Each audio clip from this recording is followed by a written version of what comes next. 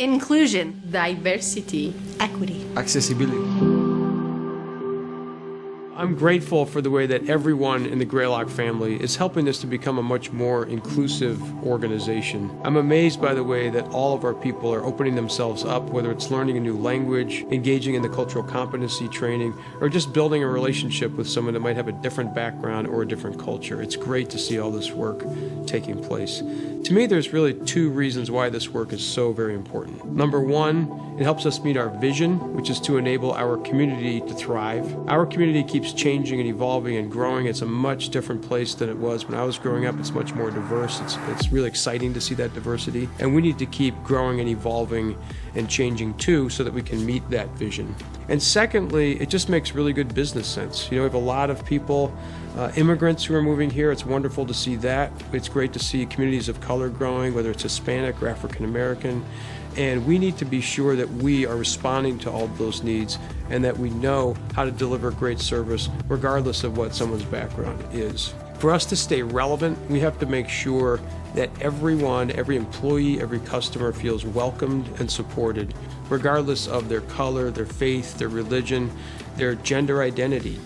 We have to make sure that we are welcoming everyone across the whole spectrum of physical ability and economic status. Everyone is welcome here at Greylock. That's the message that we're sending. That's the message that our employees are really learning to drive home through all this cultural competency training that we're doing. And I really appreciate the way that everyone is living and leading with heart. Our vision statement at Greylock is to enable our community to thrive. It's not part of the community, it's everyone. Our goal at Greylock is to have our branch staff mirror the communities that we serve. We really believe that members want to be waited on by people that they know, people that they trust. The same people that they run into at the supermarket, the same people that their kids go to school with. Those are the kind of relationships that we want to try to keep at Greylock. So first, we need to identify and map out what diversity exists within the markets that we serve. Then we need to determine what types of representation we need within our branch to be able to better serve those markets. Next, we have to make sure that our products are helpful and fair for everyone.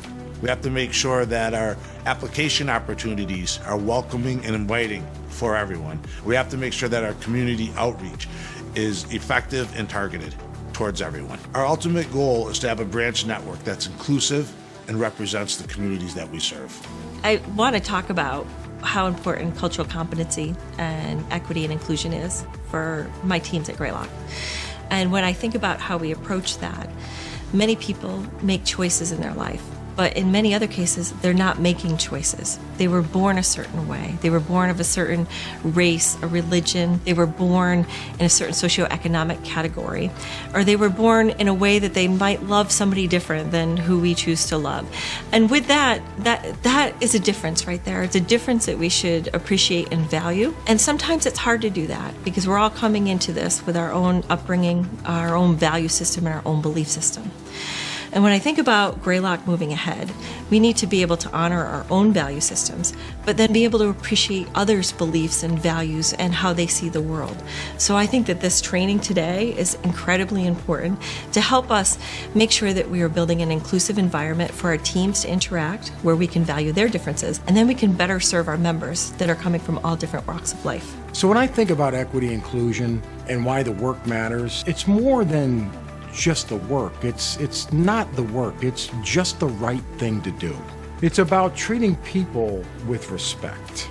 Treating people that are different from you, that look different, that come from different backgrounds, that have different families, different life experiences, that have different economic levels, that love differently than you. It's about treating them with respect, about the respect that they deserve. When I think of the members that we're serving, I think of all the members we're serving. What's the common denominator? They're all just people.